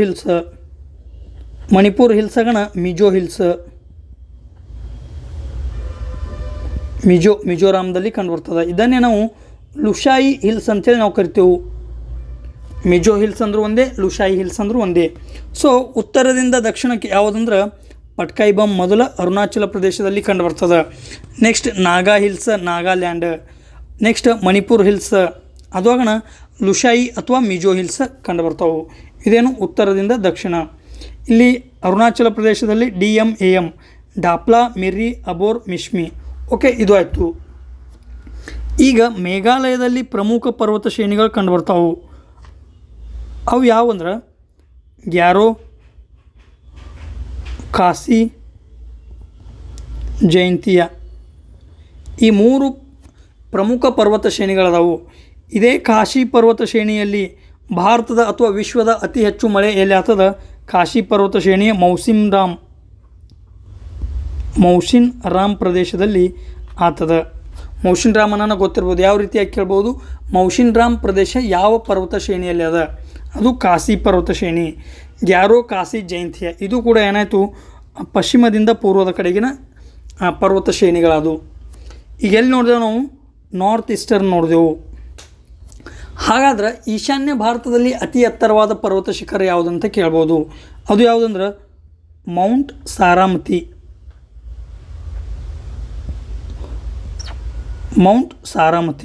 ಓಕೆ, ಇದು ಮೂಲತಃ ನಾಗಾ ಬೆಟ್ಟಗಳಲ್ಲಿ ಕಂಡುಬರ್ತದೆ. ನಾಗಾ ಬೆಟ್ಟಗಳಲ್ಲಿ ಮೌಂಟ್ ಸಾರಾಮತಿ ಕಂಡುಬರ್ತದೆ. ಓಕೆ, ನೆಕ್ಸ್ಟ್ ಪೂರ್ವಘಟ್ಟಗಳ ಬಗ್ಗೆ ಅಧ್ಯಯನ ಮಾಡೋಣ. ಈಗ ಸ್ನೇಹಿತರೆ, ಮೂಲತಃ ಭಾರತದ ಈ ಪೆನಿನ್ಸುಲರ್ ಪ್ಲೇಟ್ಯೂ ಅಥವಾ ಪ್ರಸ್ಥಭೂಮಿ ಭಾಗಗಳಲ್ಲಿ ಪಶ್ಚಿಮದ ಕರಾವಳಿಗೆ ಸಮಾಂತರವಾಗಿ ಪಶ್ಚಿಮ ಘಟ್ಟಗಳದಾವು, ಪೂರ್ವದ ಕರಾವಳಿಗೆ ಸಮಾಂತರವಾಗಿ ಪೂರ್ವಘಟ್ಟಗಳದಾವು. ಪೂರ್ವಘಟ್ಟಗಳು ಕಂಟಿನ್ಯೂವಸ್ ಆಗಿರದೆ ನಡುವ ಅಲ್ಲಲ್ಲಿ ಏನದಾವು ಕಟ್ಟದಾವು. ಅಂದ್ರೆ ಪಶ್ಚಿಮ ಘಟ್ಟಗಳಲ್ಲಿ ಉಗಮ ಹೊಂದುವ ನದಿಗಳು ಈ ಬಂಗಾಳ ಉಪಸಾಗರಗಳನ್ನು ಸೇರುವಾಗ ಈ ಪೂರ್ವಘಟ್ಟಗಳನ್ನು ಕೊರೆದುಕೊಂಡು ಹೋಗಿರುವುದರಿಂದ ಏನದವು ಈ ಈಸ್ಟರ್ನ್ ಘಾಟ್ಸ್ ಅಥವಾ ಪೂರ್ವಘಟ್ಟಗಳು ನಿರಂತರವಾಗಿಲ್ಲ. Okay, 1ನೇ point, ಪೂರ್ವಘಟ್ಟಗಳು ನಿರಂತರವಾಗಿಲ್ಲ. 2ನೇದು, ಎಷ್ಟು ರಾಜ್ಯಗಳ ಮೂಲಕ ಹರಿತಾವು? ಈ ಪೂರ್ವಘಟ್ಟ ಅಲ್ಲ, ಎಷ್ಟು ರಾಜ್ಯಗಳಲ್ಲಿ ಕಂಡುಬರುತ್ತದೆ? ಒಡಿಸ್ಸಾದಿಂದ ಆರಂಭವಾಗ್ತದ, ಒಡಿಸ್ಸಾ, ನೆಕ್ಸ್ಟ್ ಆಂಧ್ರ ಪ್ರದೇಶ, ನೆಕ್ಸ್ಟ್ ತೆಲಂಗಾಣ, ಕರ್ನಾಟಕ, ತಮಿಳುನಾಡು. ಈ ರೀತಿಯಾಗಿ 5 ರಾಜ್ಯಗಳಲ್ಲಿ ಈ ಪೂರ್ವಘಟ್ಟ ಕಂಡುಬರ್ತದೆ. ಪೂರ್ವಘಟ್ಟ ಮುಖ್ಯವಾಗಿ 5 ರಾಜ್ಯಗಳಲ್ಲಿ ಕಂಡುಬರ್ತದೆ. ಉತ್ತರದಲ್ಲಿ ಒಡಿಸ್ಸಾದಿಂದ ಆರಂಭವಾಗಿ ದಕ್ಷಿಣದಲ್ಲಿ ತಮಿಳುನಾಡಿನವರೆಗೆ ಈ ಪೂರ್ವಘಟ್ಟಗಳು ಕಂಡುಬರುತ್ತವೆ. ಓಕೆ, ಹಾಗಾದರೆ ಪ್ರಮುಖ ಪಾಯಿಂಟ್ ಏನಂದರೆ ಇಲ್ಲಿ ಪೂರ್ವಘಟ್ಟದ ಅತಿ ಎತ್ತರವಾದ ಪರ್ವತ ಶಿಖರ ಯಾವುದಂತ ಕೇಳ್ಬೋದು. ಅದು ಯಾವುದಂದ್ರೆ ಜಿಂದಾಗಢ. ಸ್ನೇಹಿತರೆ, ಪೂರ್ವಘಟ್ಟಕ್ಕೆ ಸಂಬಂಧಿಸಿದಂತೆ ಅದರಲ್ಲೂ ಅತಿ ಎತ್ತರವಾದ ಪರ್ವತಕ್ಕೆ ಸಂಬಂಧಪಟ್ಟಂತೆ ಬೇರೆ ಬೇರೆ ಸೋರ್ಸ್ಗಳಲ್ಲಿ ಬೇರೆ ಬೇರೆ ಮಾಹಿತಿ ಸಿಗ್ತದೆ. ಕೆಲವೊಂದು ಕಡೆ ಜಿಂದಾಗಢ ಅಂತ ಹೇಳ್ತಾರೆ, ಕೆಲವೊಂದು ಕಡೆ ಏನು ಹೇಳ್ತಾರೆ ಆರ್ಮಕೊಂಡ ಅಂತೇಳಿ ಹೇಳ್ತಾರೆ, ಆರ್ಮಕೊಂಡ. ಆದ್ರೆ NCERT ಒಳಗೆ ಯಾವುದದ, NCERT ಒಳಗೆ ಮಹೇಂದ್ರಗಿರಿ ಅಂತ ಕೊಡಲಾಗಿದೆ. ಆದರೆ ಇತ್ತೀಚೆಗೆ ಗೂಗಲ್ ಮಾಡೋಣ ಯಾವುದು ಸಿಗ್ತದೆ ಅಂದ್ರೆ ಜಿಂದಾಗಢ ಸಿಗ್ತದೆ. ಹಾಗಾಗಿ ಪೂರ್ವಘಟ್ಟದ ಅತಿ ಎತ್ತರವಾದ ಪರ್ವತ ಶಿಖರ ಯಾವುದಂದ್ರೆ ಅದು ಜಿಂದಾಗಢ. ಓಕೆ, ಈ ಪೂರ್ವಘಟ್ಟದಲ್ಲಿ ಹಲವಾರು ಪರ್ವತ ಶ್ರೇಣಿಗಳು ಕಂಡುಬರ್ತಾವೆ. ಯಾವ್ಯಾವು? ಒಂದು ನಲ್ಲಮಲ್ಲ ಕಂಡುಬರ್ತದೆ. ನಲ್ಲಮಲ್ಲ ಮೂಲತಃ ಎಲ್ಲಿಯದ? ಆಂಧ್ರ ಪ್ರದೇಶದಲ್ಲಿ ಈ ಪರ್ವತ ಶ್ರೇಣಿ ಕಂಡುಬರ್ತದೆ. ಓಕೆ, ನೆಕ್ಸ್ಟ್ ಅದು ಹೋಗೋಣ ಯಾವುದು? ಶೇವರಾಯ. ನೆಕ್ಸ್ಟ್ ಜಾವಡಿ, ನೆಕ್ಸ್ಟ್ ಪಳನಿ ಅನ್ಬೋದು. ಈ ರೀತಿಯಾಗಿ ನಲ್ಲಮಲ್ಲ, ಶೇವರಾಯ, ಜಾವಡಿ, ಪಳನಿ ಪರ್ವತ ಶ್ರೇಣಿಗಳು ಉತ್ತರದಿಂದ ದಕ್ಷಿಣಕ್ಕೆ ಹರಡಿರುವುದು ಕಂಡುಬರ್ತದೆ. ಇದು ಪೂರ್ವಘಟ್ಟ ಆಯಿತು. ಸ್ನೇಹಿತರೆ, ಪೂರ್ವಘಟ್ಟಗಳು ಪಶ್ಚಿಮ ಘಟ್ಟಗಳನ್ನು ಯಾವ ಸ್ಥಳದಲ್ಲಿ ಸಂಧಿಸುತ್ತವೆ ಅಂತ ಕೇಳ್ಬೋದು. ಅದು ಎಲ್ಲಿ ಅಂದ್ರೆ ನೀಲಗಿರಿ ಬೆಟ್ಟಗಳಲ್ಲಿ ಪೂರ್ವಘಟ್ಟ ಮತ್ತು ಪಶ್ಚಿಮ ಘಟ್ಟಗಳು ಪರಸ್ಪರ ಸಂಧಿಸುತ್ತವೆ. ನೀಲಗಿರಿ ಬಯೋಸ್ಪಿಯರ್ ರಿಸರ್ವ್. ಇಲ್ಲಿ ಪ್ರಮುಖವಾಗಿ 4 ನ್ಯಾಷನಲ್ ಪಾರ್ಕ್ಗಳು ಕಂಡುಬರ್ತವೆ. 4 ರಾಷ್ಟ್ರೀಯ ಉದ್ಯಾನವನಗಳು, ಬಂಡೀಪುರ ಆಗಿರ್ಬೋದು, ನಾಗರಹೊಳೆ ಆಗಿರ್ಬೋದು, ಸೈಲೆಂಟ್ ವ್ಯಾಲಿ ಆಗಿರ್ಬೋದು, ಸತ್ಯಮಂಗಲಂ ಆಗಿರ್ಬೋದು. ಈ ರೀತಿಯಾಗಿ 4 ನ್ಯಾಷನಲ್ ಪಾರ್ಕ್ಗಳು ಈ ನೀಲಗಿರಿಯಲ್ಲಿ ಕಂಡುಬರ್ತಾವೆ. ಇದು ಬೇರೆ ವಿಷಯ. ಈಗೇನು ನೋಡಿದೆವು? ಪೂರ್ವಘಟ್ಟಗಳ ಬಗ್ಗೆ ಮಾಹಿತಿಯನ್ನು ನೋಡಿದೆವು. ಪೂರ್ವಘಟ್ಟಕ್ಕೆ ಸಮಾಂತರವಾಗಿ ಏನು ಕರಾವಳಿ ಅಲ್ಲ, ಅದು ಎಮರ್ಜಿಂಗ್ ಕರಾವಳಿ ಅಂತೇಳಿ ನಾವು ಕರಿತೀವಿ. ಎಮರ್ಜಿಂಗ್ ಇಲ್ಲಿ ಪ್ಲೇನ್ ಕಂಡುಬರ್ತದೆ. ಕರಾವಳಿ ಹೆಂಗದ? ಪ್ಲೇನ್ ಅದ. ಅದು ಕರಾವಳಿ ವಿಷಯವನ್ನು ಎಕ್ಸ್ಪ್ಲೇನ್ ಮಾಡುವ ಸಂದರ್ಭದಲ್ಲಿ ಈ ಪೂರ್ವದ ಕರಾವಳಿಯನ್ನು ನೋಡೋಣ. ಈಗ ಪೂರ್ವದ ಘಟ್ಟಗಳು ಅಷ್ಟೇ ನೋಡ್ಲತ್ತೀವಿ. ಓಕೆ, ಇದು ಪೂರ್ವಘಟ್ಟ ಆಯಿತು. ನೆಕ್ಸ್ಟ್ ಸ್ನೇಹಿತರೆ, ಪಶ್ಚಿಮ ಘಟ್ಟ.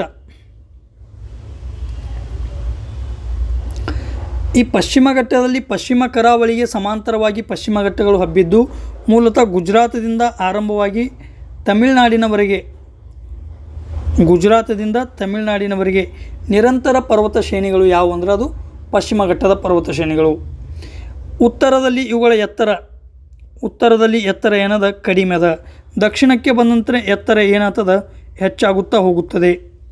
ಅಂದರೆ ಕೇರಳದಲ್ಲಿ ಇವುಗಳ ಎತ್ತರ ಏನದ? ಅತಿ ಹೆಚ್ಚದ. ಅದೇ ಕಾರಣಕ್ಕಾಗಿ ನಾವು ಈ ಪಶ್ಚಿಮ ಘಟ್ಟದ ಅಥವಾ ದಕ್ಷಿಣ ಭಾರತದ ಅತಿ ಎತ್ತರವಾದ ಪರ್ವತ ಶಿಖರ ಯಾವುದು ಅಂತ ಕೇಳೋಣ. ಆನೈಮುಡಿ ಅಂತೇಳಿ ನಾವು ಗುರುತಿಸ್ತೇವೆ. ಮೂಲತಃ ಇದು ಅಣ್ಣಾಮಲೈ ಪರ್ವತ ಶ್ರೇಣಿಯಲ್ಲಿ ಕಂಡುಬರ್ತದೆ. ಓಕೆ, ಅಣ್ಣಾಮಲೈ ಪರ್ವತ ಶ್ರೇಣಿಯಲ್ಲಿ ಕಂಡುಬರ್ತದೆ. ಈಗ ಈ ಪಶ್ಚಿಮ ಘಟ್ಟ ಎಷ್ಟು ರಾಜ್ಯಗಳಿಂದ ಹಾದು ಹೋಗಿದೆ ಅಂತ ಕೇಳ್ಬೋದು. ಗುಜರಾತ್ನಿಂದ ಆರಂಭವಾಗಿ ಮಹಾರಾಷ್ಟ್ರ, ಗೋವಾ, ಕರ್ನಾಟಕ, ತಮಿಳುನಾಡು, ಕೇರಳ ಈ 6 ರಾಜ್ಯಗಳಲ್ಲಿ ಪಶ್ಚಿಮ ಘಟ್ಟವು ಕಂಡುಬರುತ್ತದೆ. ಓಕೆ, ಪಶ್ಚಿಮ ಘಟ್ಟ ಪೂರ್ವ ಘಟ್ಟವನ್ನು ಎಲ್ಲಿ ಸಂಧಿಸ್ತದೆ ಅಂದರೆ ನೀಲಗಿರಿ ಅಂತ ನೋಡಿದೆವು. ಪಶ್ಚಿಮ ಘಟ್ಟದ ಅತಿ ಎತ್ತರವಾದ ಪರ್ವತ ಶಿಖರ ಯಾವುದಂದ್ರೆ ಅಣ್ಣಾಮಲೈ ಅಂತ ನೋಡಿದೆವು. ನೀಲಗಿರಿ ಪರ್ವತದ ಅತಿ ಎತ್ತರವಾದ ಪರ್ವತ ಶಿಖರ ಯಾವುದಂದ್ರೆ ಅದು ದೊಡ್ಡ ಬೆಟ್ಟ. ಓಕೆ ಸ್ನೇಹಿತರೆ, ಭಾರತದಲ್ಲಿ ಮುಖ್ಯವಾಗಿ ದಕ್ಷಿಣ ಭಾರತದಲ್ಲಿ ಉಗಮ ಹೊಂದುವ ಹಲವು ನದಿಗಳಿಗೆ ಸೋರ್ಸ್ ಯಾವುದು, ಮೂಲ ಯಾವುದಂದರೆ ಅದು ಪಶ್ಚಿಮ ಘಟ್ಟ. ಗೋದಾವರಿ ಆಗಿರ್ಬೋದು, ಕೃಷ್ಣ ಆಗಿರ್ಬೋದು, ಭೀಮಾ ಆಗಿರ್ಬೋದು, ಕೊಯ್ನಾ ಆಗಿರ್ಬೋದು, ಈ ತುಂಗಭದ್ರಾ ಆಗಿರ್ಬೋದು, ಈ ರೀತಿ ಹಲವು ನದಿಗಳು ಎಲ್ಲಿ ಹುಟ್ಟುತ್ತಾವೆ ಅಂದರೆ ಪಶ್ಚಿಮ ಘಟ್ಟ ಪ್ರದೇಶದಲ್ಲಿ ಹುಟ್ಟಿ ಪೂರ್ವದ ಕಡೆ ಹರಿದು ಬಂಗಾಳ ಉಪಸಾಗರವನ್ನು ಸೇರ್ತಾವೆ. ಓಕೆ, ಇದು ಸುಮಾರು 200ರಿಂದ 250ಕ್ಕೂ ಹೆಚ್ಚು ಸೆಂಟಿಮೀಟರ್ಗಳಷ್ಟು ಮಳೆಯನ್ನು ಪಡಿತದೆ. ಮುಖ್ಯವಾಗಿ ಈ ಅರಬ್ಬಿ ಸಮುದ್ರದ ಮಾನ್ಸೂನ್ ಮಾರುತಗಳಿಂದ ಮಳೆಯನ್ನು ಪಡಿತದೆ ಅಂತ ಹೇಳ್ಬೋದು. ಓಕೆ, ಇದು ಪಶ್ಚಿಮ ಘಟ್ಟ ಆಯಿತು. ಈ ಪಶ್ಚಿಮ ಘಟ್ಟಗಳಲ್ಲಿ ಮುಖ್ಯವಾಗಿ ಘಾಟ್ಸ್ಗಳು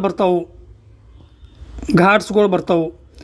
ಪ್ರಮುಖವಾಗಿ 3 ಘಾಟ್ಸ್ಗಳನ್ನು ನೆನಪಿನಲ್ಲಿಡೋದು ಅವಶ್ಯಕ.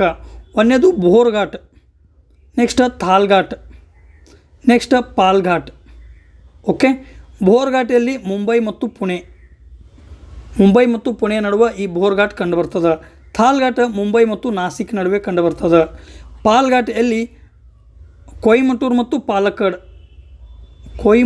ಮತ್ತು ಪಾಲಕ್ಕಡ್ ನಡುವೆ ಈ ಪಾಲ್ ಘಾಟ್ ಕಂಡುಬರ್ತದೆ. ಇದನ್ನು ನೆನಪಿಡುವುದು ಅವಶ್ಯಕ. ಇತ್ತೀಚಿನ ಎಕ್ಸಾಮ್ಗಳಲ್ಲಿ ಕೂಡ ಕೇಳಲಾಗ್ಯದ. ಓಕೆ, ಇದು ಪಶ್ಚಿಮ ಘಟ್ಟ ಆಯಿತು. ಪಶ್ಚಿಮ ಘಟ್ಟಗಳಲ್ಲಿ ಇನ್ನೂ ಎಲ್ಲಿ ಅಂದರೆ ಅಜಂತ ಎಲ್ಲೋರ ಬರ್ಬೋದು, ಅಜಂತ ಪರ್ವತ ಶ್ರೇಣಿಗಳು ಬರ್ಬೋದು. ನೆಕ್ಸ್ಟ್ ಬಾಲಾಘಾಟ್ ಬರ್ಬೋದು, ಅಜಂತ ಬಾಲ್ಘಾಟ್, ಹರಿಶ್ಚಂದ್ರ ಘಾಟ್ ಈ ಪರ್ವತ ಶ್ರೇಣಿಗಳು ಮಹಾರಾಷ್ಟ್ರದಲ್ಲಿ ಬರ್ತಾವೆ. ಮಹಾರಾಷ್ಟ್ರದ ಅತಿ ಎತ್ತರವಾದ ಪರ್ವತ ಶಿಖರ ಯಾವುದಂದ್ರೆ ಕಳಸುಬಾಯಿ ಅಂತೇಳಿ ಗುರುತಿಸ್ತೇವೆ ನಾವು, ಕಳಸುಬಾಯಿ. ಓಕೆ, ಇದು ಪಶ್ಚಿಮ ಘಟ್ಟ ಪ್ರದೇಶ ಆಯಿತು. ಪಶ್ಚಿಮ ಘಟ್ಟವನ್ನು ನಾವು ವಿಶ್ವದ ಹಾಟ್ಸ್ಪಾಟ್ ಅಂತೇಳಿ ನಾವು ಗುರುತಿಸೇವು. ಜೈವ ವೈವಿಧ್ಯತೆಯ ದೃಷ್ಟಿಯಿಂದ ಇದು ಅತಿ ಮಹತ್ವದ ಅನ್ನೋ ಉದ್ದೇಶದಿಂದ ನಾವು ಹಾಟ್ಸ್ಪಾಟ್ ಅಂತೇಳಿ ಗುರುತಿಸೇವು. ಇಲ್ಲಿ ಪ್ರಪಂಚದ ಹಲವಾರು ಎಂಡೆಮಿಕ್ ಸ್ಪೆಸಿಸ್ಗಳು ಕಂಡುಬರ್ತಾವೆ. ನೀಲಗಿರಿ ಥಾರ್ ಆಗಿರ್ಬೋದು, ಮಲಬಾರ್ ಸಿವೇಟ್ ಆಗಿರ್ಬೋದು, ಲೈನ್ ಟೇಲ್ಡ್ ಮಕಾವು ಆಗಿರ್ಬೋದು, ಇತ್ಯಾದಿ ಸ್ಪೆಸಿಸ್ಗಳು ಇಲ್ಲಿ ಕಂಡುಬರ್ತಾವೆ. ಓಕೆ, ಇದು ಪಶ್ಚಿಮ ಘಟ್ಟ ಆಯಿತು. ನೆಕ್ಸ್ಟ್ ಈ ಭಾರತದ ಮಧ್ಯಭಾಗದಲ್ಲಿಯ ವಿಂಧ್ಯ ಪರ್ವತ ಶ್ರೇಣಿಯನ್ನು ನೋಡೋಣ. ವಿಂಧ್ಯ ಓಕೆ, ಎಷ್ಟು ರಾಜ್ಯಗಳಿಂದ ಆಯ್ತು ಅನ್ನೋದು ಮೊದಲನೇ ವಿಷಯ. ಮೂಲತಃ ಇದು 4 ರಾಜ್ಯಗಳಿಂದ ಆಯ್ತದ. ಯಾವ 4 ರಾಜ್ಯ? ಗುಜರಾತ್ನಿಂದ ಆರಂಭಗೊಂಡು ಮಧ್ಯಪ್ರದೇಶ್, ಉತ್ತರ ಪ್ರದೇಶ್ ಹಾಗೂ ಬಿಹಾರದವರೆಗೆ ಹಬ್ಬಿದೆ.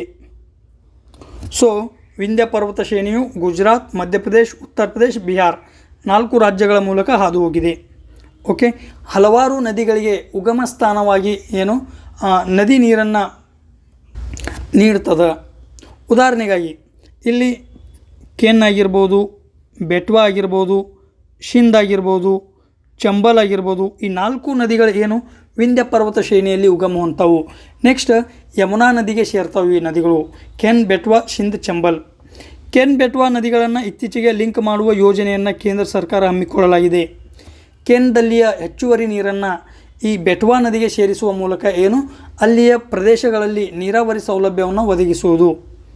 ಓಕೆ, ಕೆನ್ ಬೆಟ್ವಾ ಈ ನದಿ ಲಿಂಕ್ ಮೂಲತಃ ಕುನೋ ರಾಷ್ಟ್ರೀಯ ಉದ್ಯಾನದಿಂದ ಪಾಸ್ ಆಗ್ತದೆ. ಕುನೋ ರಾಷ್ಟ್ರೀಯ ಉದ್ಯಾನದ ಮೂಲಕ ಈ ಯೋಜನೆ ಪಾಸ್ ಆಗ್ತದೆ. ಒಟ್ಟಿನಲ್ಲಿ ಈ ವಿಂಧ್ಯ ಪರ್ವತ ಶ್ರೇಣಿಯ ಕುರಿತಾಗಿ ನಾವು ಎಷ್ಟು ರಾಜ್ಯಗಳಿಂದ ಹಾದು ಹೋಗಿದೆ ಅಂತ ನೋಡಿದೆವು, ಯಾವ ಯಾವ ನದಿಗಳಿಗೆ ಉಗಮ ಸ್ಥಾನ ಅನ್ನೋದು ನೋಡಿದೆವು. ನೆಕ್ಸ್ಟ್ ಈ ವಿಂಧ್ಯ ಪರ್ವತ ಶ್ರೇಣಿಯಲ್ಲಿ ಅತಿ ಎತ್ತರವಾದ ಶಿಖರ ಯಾವುದು ಅಂದ್ರೆ ಸದ್ಭಾವನಾ ಶಿಖರ ಅಥವಾ ಗುಡ್ವಿಲ್ ಪೀಕ್ ಅಂತೇಳಿ ನಾವು ಗುರುತಿಸ್ತೇವೆ. ನೆಕ್ಸ್ಟ್ ಈ ನಾವು ನರ್ಮದಾ ನದಿಯನ್ನು ನೋಡ್ತೇವೆ. ಆ ನರ್ಮದಾ ನದಿ ವಿಂಧ್ಯ ಪರ್ವತದ ದಕ್ಷಿಣಕ್ಕೆ ಹರಿತದೆ. ನರ್ಮದಾ ನದಿ ಮೂಲತಃ ಎಲ್ಲಿ ಹುಡ್ತದೆ ಅಂದ್ರೆ ಅಮರಕಂಟಕದಲ್ಲಿ ಹುಡ್ತದೆ, ಅದನ್ನು ಆಮೇಲೆ ನೋಡೋಣ. ಸೊ ಈಗ ವಿಂಧ್ಯ ಪರ್ವತ ಶ್ರೇಣಿಯನ್ನು ನೋಡಿದೆವು. ನೆಕ್ಸ್ಟ್ ವಿಂಧ್ಯ ಆಗಣ ಯಾವುದು? ಸಾತ್ಪುರ ಪರ್ವತ ಶ್ರೇಣಿ. ಮೂಲತಃ ಇದರ ಬಗ್ಗೆ ನೋಡೋದಾದ್ರೆ ಇದು ಕೂಡ ಮೂಲತಃ 4 ರಾಜ್ಯಗಳಿಂದ ಹಾಯ್ದು ಹೋಗ್ತದೆ. ಒಂದನೇದು ಗುಜರಾತ್, ನೆಕ್ಸ್ಟ್ ಮಧ್ಯಪ್ರದೇಶ, ಮಹಾರಾಷ್ಟ್ರ ಹಾಗೂ ಛತ್ತೀಸ್ಗಢ. ಈ 4 ರಾಜ್ಯಗಳಲ್ಲಿ ಸಾತ್ಪುರ ಪರ್ವತ ಶ್ರೇಣಿ ಕಂಡುಬರ್ತದೆ. ಓಕೆ, ಸಾತ್ಪುರ ಪರ್ವತ ಶ್ರೇಣಿ, ಈ ಶ್ರೇಣಿಯ ಅತಿ ಎತ್ತರವಾದ ಪರ್ವತ ಶಿಖರ ಯಾವುದಂದ್ರೆ ಅದು ಧೂಪ್ಗಢ. ಓಕೆ, ಧೂಪ್ಗಢ. ಈ ಸಾತ್ಪುರ ಪರ್ವತ ಶ್ರೇಣಿಯ ದಕ್ಷಿಣ ಭಾಗದಲ್ಲಿ ತಾಪಿ ನದಿ ಹರಿತದೆ. ತಾಪಿ ನದಿ ಮೂಲತಃ ರಿಫ್ಟ್ ವ್ಯಾಲಿ ಮೂಲಕ ಹರಿಯುವ ನದಿಗಳು ಯಾವುವು ಅದು ನರ್ಮದಾ ಮತ್ತು ತಾಪಿ ನದಿ. ತಾಪಿಯನ್ನು ತಪತಿ ನದಿ ಅಂತೂ ಕೂಡ ಕರಿತೇವೆ. ಮುಂದೆ ಈ ಸಾತ್ಪುರ ಪರ್ವತ ಶ್ರೇಣಿಯ ಖಂಡಗಳಾಗಿ ಅಥವಾ ಉಪಭಾಗಗಳಾಗಿ ಏನು ರಾಜ್ಪಿಪ್ಲಾ ಆಗಿರ್ಬೋದು, ಮಹಾದೇವ ಆಗಿರ್ಬೋದು, ಮಹಾದೇವ, ಮೈಕಲ್, ಈ ಪರ್ವತ ಶ್ರೇಣಿಗಳು ಕಂಡುಬರ್ತವೆ. ಮೈಕಲ್ ಪರ್ವತ ಶ್ರೇಣಿಯು ಸಾತ್ಪುರ ಮತ್ತು ವಿಂಧ್ಯ ಪರ್ವತ ಶ್ರೇಣಿಯನ್ನು ಜೋಡಿಸುತ್ತವೆ. ಇದ್ಯಾವುದು ಮೈಕಲ್ ಪರ್ವತ ಶ್ರೇಣಿ ಸಾತ್ಪುರ ಮತ್ತು ವಿಂಧ್ಯ ಪರ್ವತ ಶ್ರೇಣಿಗಳನ್ನು ಜೋಡಿಸುವ ಕಾರ್ಯವನ್ನು ಯಾವುದು ಮಾಡ್ತದೆ ಅಂದ್ರೆ ಅದು ಮೈಕಲ್ ಮಾಡ್ತದೆ. ಸ್ನೇಹಿತರೆ, ರಾಜ್ಮಹಲ್ ಹಿಲ್ಸ್ ಅಂತ ಬರ್ತಾವೆ. ರಾಜ್ಮಹಲ್ ನಾವು ಹಿಸ್ಟ್ರಿಯಲ್ಲಿ ನೋಡುವಾಗ ಅದರಲ್ಲಿ ಆಧುನಿಕ ಭಾರತದ ಹಿಸ್ಟ್ರಿ ಸುಮಾರು 1856ರಲ್ಲಿ ಈ ಸಂತಾಲ ದಂಗೆ ಆಗ್ತದೆ. ಆ ಸಂತಾಲ ದಂಗೆಯ ಸಂದರ್ಭದಲ್ಲಿ ಸಂತಾಲರು ಎಲ್ಲಿ ವಾಸಿಸುತ್ತಿದ್ದರು ಅಂದರೆ ಅದು ರಾಜ್ಮಹಲ್ ಬೆಟ್ಟಗಳು. ಪಶ್ಚಿಮ ಬಂಗಾಳ, ಜಾರ್ಖಂಡ್ ಪ್ರದೇಶಗಳಲ್ಲಿ ಈ ರಾಜ್ಮಹಲ್ ಬೆಟ್ಟಗಳು ಕಂಡುಬರ್ತಾವೆ. ಓಕೆ, ಅದು ರಾಜ್ಮಹಲ್ ಆಯಿತು. ಈಗ ಯಾವ್ದು ನೋಡಿದೆವು? ಸಾತ್ಪುರ ಪರ್ವತ ಶ್ರೇಣಿಯನ್ನು ನೋಡಿದೆವು. ಸಾತ್ಪುರ ಪರ್ವತ ಶ್ರೇಣಿಯ ಭಾಗಗಳಾಗಿ ಯಾವುವು? ರಾಜ್ಪಿಪ್ಲಾ, ಮಹಾದೇವ, ಮೈಕಲ್ ಕಂಡುಬರ್ತಾವೆ. ಈ ನೆಕ್ಸ್ಟ್ ಅಮರಕಂಟಕ ಪರ್ವತ ಶ್ರೇಣಿ. ಅಮರಕಂಟಕ ಪರ್ವತ ಶ್ರೇಣಿಯು ಎದಕ್ಕೆ ಫೇಮಸ್ ಅಂದರೆ ಎರಡು ಪ್ರಮುಖ ನದಿಗಳ ಉಗಮ ಸ್ಥಾನ ಅದ. ಈ ಕಡೆ ನರ್ಮದಾ ಬಂದರೆ ಈ ಕಡೆ ಸೋನ್ ನದಿ ಬರ್ತದೆ. ಸೋನ್ ಮತ್ತು ನರ್ಮದಾ ನದಿ, ಈ 2 ನದಿಗಳ ಉಗಮ ಇಲ್ಲಿ ಅಮರಕಂಟಕ ಪ್ರದೇಶಗಳಲ್ಲಿ ಆಗ್ತದೆ. ಅಮರಕಂಟಕ ಪರ್ವತ ಶ್ರೇಣಿ ಇನ್ನೊಂದು ನದಿಗಳ ರೇಡಿಯಲ್ ಪ್ಯಾಟರ್ನನ್ನು ಸೂಚಿಸುತ್ತದೆ. ಪ್ಯಾಟ್ರನ್ಗಳು ಬರ್ತಾವೆ, ನದಿಗಳ ವಿವಿಧ ಪ್ಯಾಟ್ರನ್ಗಳು ಬರ್ತಾವೆ. ಟ್ರೆಲ್ಲಿಸ್ ಆಗಿರ್ಬೋದು, ರೆಕ್ಟ್ಯಾಂಗುಲರ್ ಆಗಿರ್ಬೋದು, ಸೆಂಟ್ರಿಫಿಟಲ್ ಆಗಿರ್ಬೋದು, ರೇಡಿಯಲ್ ಆಗಿರ್ಬೋದು, ಈ ರೀತಿ ಪ್ಯಾಟರ್ನ್ಗಳು ಕಂಡು ಬರ್ತಾವೆ. ಅವುಗಳನ್ನು ನದಿ ವಿಷಯಕ್ಕೆ ಸಂಬಂಧಿಸಿದಂತೆ ಹೇಳುವಾಗ ಅವುಗಳನ್ನು ವಿವರವಾಗಿ ಹೇಳುವ ಪ್ರಯತ್ನವನ್ನು ಮಾಡೋಣ. ಸೊ ಅಮರಕಂಟಕ ಈ 2 ಉದ್ದೇಶಗಳಿಂದ ಅತಿ ಮಹತ್ವದಾಗಿ ಕಂಡು ಬರ್ತದೆ. ನೆಕ್ಸ್ಟ್ ಯಾವ ಪರ್ವತ ಶ್ರೇಣಿಯನ್ನು ನೋಡೋದಾದ್ರೆ ಅರಾವಳಿ ಪರ್ವತ ಶ್ರೇಣಿ. ಯಾವುದು? ಅರಾವಳಿ. ಸ್ನೇಹಿತರೆ, ಹೆಸರೇ ಹೇಳುವಂತೆ ಅರಾವಳಿ 4 ಅಕ್ಷರದವು 4 ರಾಜ್ಯಗಳಿಂದ ಹಾಯ್ದು ಹೋಗುತ್ತದೆ. ಒಂದನೇದು ಗುಜರಾತ್, ರಾಜಸ್ಥಾನ, ಹರಿಯಾಣ ಮತ್ತು ಡೆಲ್ಲಿ. ಈ 4 ರಾಜ್ಯಗಳ ಮೂಲಕ ಅರಾವಳಿ ಪರ್ವತ ಶ್ರೇಣಿಯು ಹಾದು ಹೋಗುತ್ತದೆ. ಗುಜರಾತದಿಂದ ಆರಂಭವಾಗಿ ಡೆಲ್ಲಿಯಲ್ಲಿ ಎಂಡ್ ಆಗ್ತದೆ. ಡೆಲ್ಲಿಯಲ್ಲಿ ಇದನ್ನು ರಾಯ್ಸೀನಾ ಹಿಲ್ಸ್ ಅಂತೇಳಿ ಕರಿತೀವಿ ನಾವು. ರಾಯ್ಸೀನಾ ಪರ್ವತಗಳು. ಇದೇ ಉದ್ದೇಶದಿಂದ ನಾವು ಪ್ರತಿ ವರ್ಷ ರಾಯ್ಸೀನಾ ಡೈಲಾಗ್ ಅಂಥೇಳಿ ಮಿನಿಸ್ಟ್ರಿ ಆಫ್ ಎಕ್ಸ್ಟರ್ನಲ್ ಅಫೇರ್ಸ್ ಅಥವಾ ವಿದೇಶಾಂಗ ಸಚಿವರ ನೇತೃತ್ವದಲ್ಲಿ ವಿದೇಶಾಂಗ ವ್ಯವಹಾರಗಳನ್ನು ಅಥವಾ ಕಾರ್ಯತಂತ್ರಗಳನ್ನು ಡಿಸ್ಕಸ್ ಮಾಡುವ ಉದ್ದೇಶದಿಂದ ಬೇರೆ ಬೇರೆ ದೇಶಗಳ ವಿದೇಶಾಂಗ ಸಚಿವರೊಂದಿಗೆ ಈ ಸಂಭಾಷಣೆ ಅಥವಾ ಡೈಲಾಗನ್ನು ಹಮ್ಮಿಕೊಳ್ಳಲಾಗುತ್ತದೆ. ಓಕೆ, ಇದ್ಯಾವುದು? Raisina dialogue, Raisina hills. So ಈ ಅರಾವಳಿ ಪರ್ವತ ಶ್ರೇಣಿಯಲ್ಲಿ ಅತಿ ಎತ್ತರವಾದ ಶಿಖರ ಯಾವುದು ಅಂತ ಕೇಳ್ಬೋದು. ಅದು ಗುರು ಶಿಖರ. ಈ ಅರಾವಳಿ ಪರ್ವತ ಶ್ರೇಣಿಯು ಮೂಲತಃ ಒಂದು ಓಲ್ಡ್ ಫೋಲ್ಡ್ ಮೌಂಟೇನ್ಸ್ ಅಂದ್ರೆ ಹಳೆಯ ಅಥವಾ ಪ್ರಾಚೀನ ಮಡಿಕೆ ಪರ್ವತಗಳಂತೇಳಿ ನಾವು ಗುರುತಿಸ್ತೇವೆ. ಇದರ ಎತ್ತರ ಏನದ ಕಡಿಮೆ ಆಕೋತ ಹೊಂಟದ. ಕಾರಣ ಮಾರುತಗಳಿಂದ ಇದರ ಸವೆತ ಆಗ್ತದೆ. ರಿಲಿಕ್ಸ್ ಮೌಂಟೇನ್ಸ್ ಅಂತೇಳಿ ನಾವು ಕರಿತೀವಿ ಕೆಲವೊಂದು ಸಲ. ಓಕೆ, ರಿಲಿಕ್ಸ್ ಮೌಂಟೇನ್ಸ್ ಭಾಳ ದಿವಸ ಆಗೋಣ ಇವುಗಳ ಅವಶೇಷಗಳು ಏನಾಗ್ತವು ಕಡಿಮೆ ಆಕೋತ ಹೋಗ್ತಾವು. ಇವುಗಳ ಸವೆತದಿಂದ ಏನಾಗ್ತದೆ ಎತ್ತರ ಕಡಿಮೆ ಆಗ್ತದೆ. ಇದು ಅರಾವಳಿ ಪರ್ವತ ಶ್ರೇಣಿ. ಅರಾವಳಿ ಪರ್ವತ ಶ್ರೇಣಿಯು ಹಲವಾರು ನದಿಗಳ ಉಗಮ ಸ್ಥಾನವಾಗಿದೆ. ಮೂಲತಃ ಲೂಣಿ ಆಗಿರ್ಬೋದು, ಬಾನಸ್ ಆಗಿರ್ಬೋದು, ಸಾಬರ್ಮತಿ ಆಗಿರ್ಬೋದು, ಈ ರೀತಿ ನದಿಗಳು ಇಲ್ಲೇ ಉಗಮ ಹೊಂದವು. ಲೂಣಿ ನದಿ ಎಂಡೋಕ್ರೈನ್ ನದಿಯಾಗಿದೆ. ಕಾರಣ ಈ ಅರಾವಳಿ ಪರ್ವತ ಶ್ರೇಣಿಯಿಂದ ಏನೋ ಹುಟ್ಟುತ್ತದೆ, ಆದರೆ ಸಮುದ್ರವನ್ನೇ ಸೇರಲ್ಲ. ರಾಜಸ್ಥಾನದ ಮರುಭೂಮಿಗಳಲ್ಲಿ ಬಂದು ಏನಾಗ್ತದೆ, ಅಲ್ಲೇ ಗಪ್ಪಾಗ್ತದ. ಇದು ಯಾವುದು? ಲೂಣಿ ನದಿ. ಸಾಬರ್ಮತಿ ನದಿ, ಬಾನಸ್ ನದಿ ಕೂಡ ಇಲ್ಲೇ ಹುಟ್ಟುತ್ತವು. ಓಕೆ ಸ್ನೇಹಿತರೆ, ಇದಷ್ಟು ಅರಾವಳಿ ಪರ್ವತ ಶ್ರೇಣಿ ಆಯಿತು. ನೆಕ್ಸ್ಟ್ ಇನ್ನೊಂದು ಸ್ವಲ್ಪ ಕೆಲವೊಂದು ಸಣ್ಣ ಪರ್ವತ ಶ್ರೇಣಿ ಯಾವುದಂದ್ರೆ, ದಕ್ಷಿಣ ಭಾರತದಲ್ಲಿ ಏಲಕ್ಕಿ ಬೆಟ್ಟಗಳಂತ ಬರ್ತಾವೆ. ಕಾರ್ಡಮಮ್ ಹಿಲ್ಸ್ ಅತಿ ದಕ್ಷಿಣಕ್ಕೆ ಅದಿದು. ಇದು ಏನು ಮಾಡ್ತದೆ, ಅತಿ ದಕ್ಷಿಣಕ್ಕೆ ಇರುವ ಪರ್ವತ ಶ್ರೇಣಿ ಅಂತೇಳಿ ನಾವು ಗುರುತಿಸ್ತೇವೆ. ನೆಕ್ಸ್ಟ್ ಯಾವಂದ್ರೆ, ಮಹಾರಾಷ್ಟ್ರದಲ್ಲಿ ಅಜಂತ ಆಗಿರ್ಬೋದು, ಗಾವಿಲ್ಗಢ ಆಗಿರ್ಬೋದು, ಹರಿಶ್ಚಂದ್ರಗಢ ಆಗಿರ್ಬೋದು, ಬಾಲಾಘಾಟ್ ಆಗಿರ್ಬೋದು, ಈ ರೀತಿಯ ಸಣ್ಣ ಸಣ್ಣ ಪರ್ವತ ಶ್ರೇಣಿಗಳು ಕಂಡುಬರ್ತಾವೆ. ಅವು ಎಕ್ಸಾಮ್ ದೃಷ್ಟಿಯಿಂದ ಅಷ್ಟೇನು ಇಂಪಾರ್ಟೆಂಟ್ ಅಲ್ಲ. ಸೊ ಇವತ್ತೇನು ಮಾಡಿದೆವು, ಭಾರತದ ಪರ್ವತ ಶ್ರೇಣಿಗಳ ಬಗ್ಗೆ ವಿವರವಾಗಿ ನೋಡುವ ಪ್ರಯತ್ನವನ್ನು ಮಾಡಿದೆವು. ಇಲ್ಲಿವರೆಗೆ ನಾವು ಇದು 2ನೇ ಇಂಡಿಯನ್ ಜಾಗ್ರಫಿ ವಿಡಿಯೋ. ಯಾರೆಲ್ಲ ಇನ್ನೂ ನಮ್ಮ ಚಾನಲ್ಗೆ ಸಬ್ಸ್ಕ್ರೈಬ್ ಆಗಿಲ್ಲ, ಸಬ್ಸ್ಕ್ರೈಬ್ ಆಗಿ. ಈ ವಿಡಿಯೋ ನಿಮಗೆ ಇಷ್ಟ ಆಗಿದ್ರೆ ಲೈಕ್ ಮಾಡಿರಿ, ಶೇರ್ ಮಾಡಿರಿ, ಸಬ್ಸ್ಕ್ರೈಬ್ ಮಾಡಿರಿ ಅನ್ನೋ ಮೂಲಕ ಇವತ್ತಿನ ಈ ವಿಡಿಯೋವನ್ನು ಇಲ್ಲಿಗೆ ಮುಗಿಸೋಣ.